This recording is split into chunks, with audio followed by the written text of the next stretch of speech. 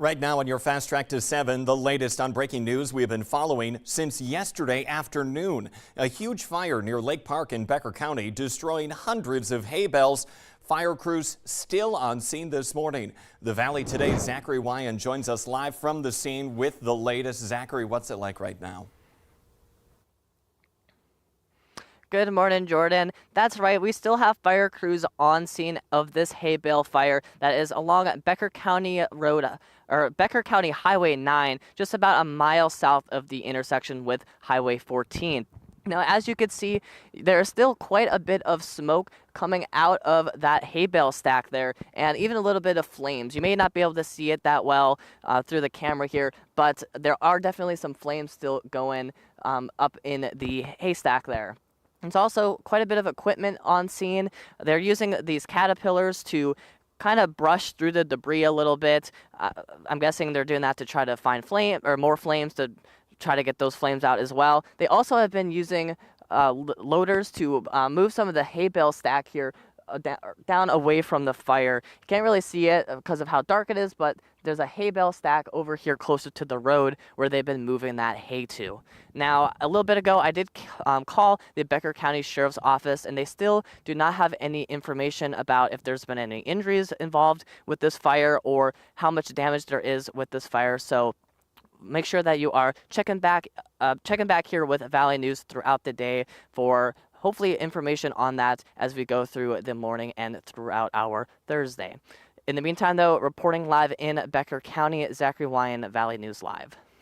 Now, Zachary, still a very active scene there several hours after that fire started. We'll check back in again with you in the 7 o'clock hour. Thank you. Also on your Fast Track this morning, Fargo police looking for help tracking down this missing man. 53-year-old Will Wise was last seen 2 weeks ago around 1 a.m. on November 3rd in South Fargo. He's 5'4", 200 pounds, blue eyes, brown hair. Anyone with information about him is urged to contact Fargo police. You can even text a tip anonymously. Use the keyword Fargo PD to the number 847-411.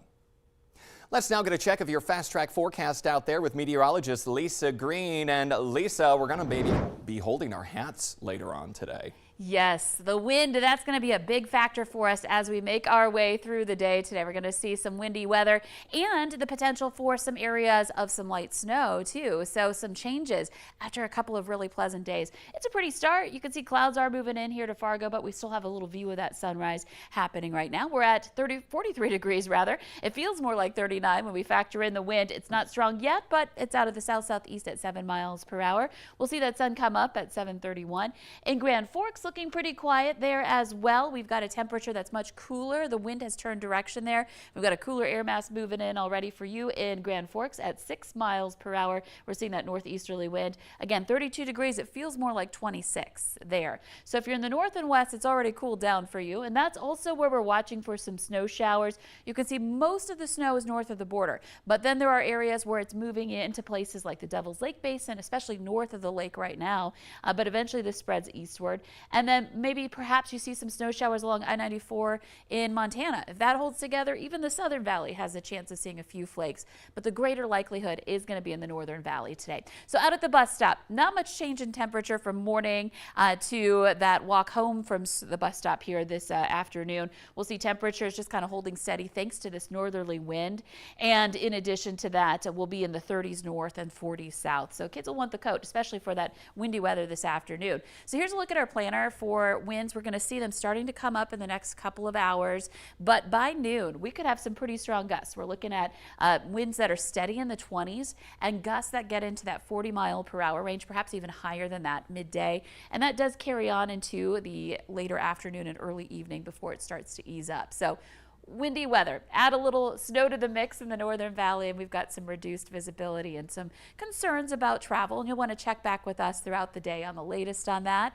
You can always, of course, check your Valley News Live weather app for the latest road conditions and radar. And a quick look at your 11-day planner, because we've got some big important events coming up in the next 11 days. We've got that holiday travel leading up to the holiday.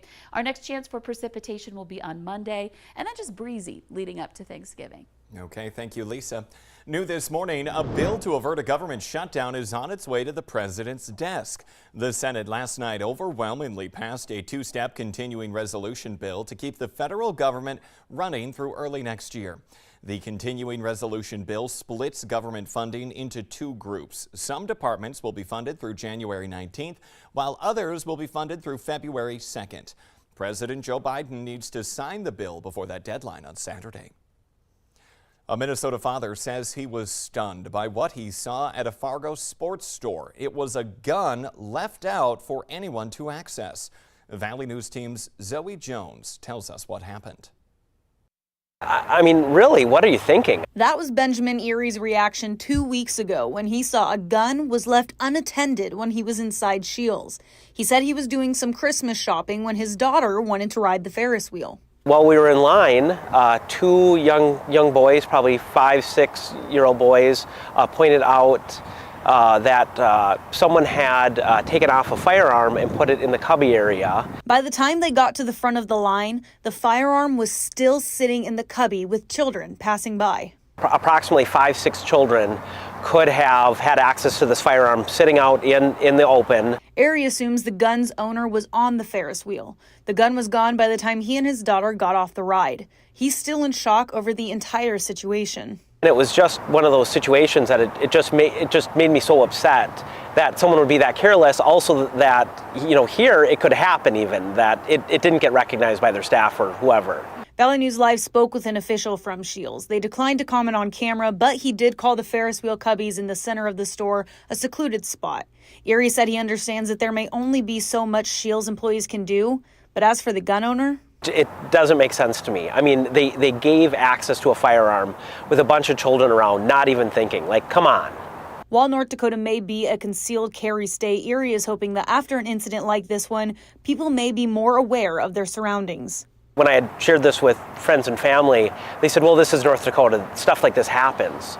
Well, that's not how the state should run. That's not how we shouldn't just cavalier. We have a firearm sitting in public with children having access to it.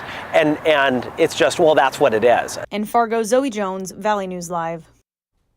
In other news, a high-risk sex offender back in custody at the Stutsman County Jail in Jamestown. Police have been looking for Anthony Rowland for the past week after his monitoring bracelet battery died. Rowland was convicted of gross sexual imposition in 2003 and in 2002, both cases involving young girls. The head coach of one of the most famous high school hockey programs in the country is suing some parents. Earlier this year, some community members submitted a letter to the school board alleging the coaching staff made sexual comments to players, ignored concussion protocols, and that an assistant coach got so drunk during an overnight trip to the state tournament in Minnesota that she passed out in a player's room. Head coach of the Warroad team, David Marvin, is suing 6 parents, claiming that they're behind the baseless allegations, wild fabrications, and false statements against him that were designed to damage his reputation in the community. School documents show the players' claims were investigated, but David Marvin received no disciplinary action after it. A volunteer assistant, Layla Marvin, was disciplined and is no longer allowed to travel with the team during the upcoming season. The Minnesota DNR reactivating its popular Eagle Cam today. The live stream had been going strong for 10 years until the nest fell to the ground last spring. The DNR says the nest weighed 2,000 pounds, literally a ton, and it was 20 years old. But the addition of heavy snow was too much for the branch to support it. Heads up, holiday film lovers, you could earn $2,500 to put under your tree this year. CableTV.com is asking movie lovers to apply for the chief cheer position. It requires one person to binge watch 25 holiday movies over a 25-day period. Better hurry though, applications due by December 1st. The Today Show at CBS Mornings just about to start. Thank you for joining us. Have a great Thursday.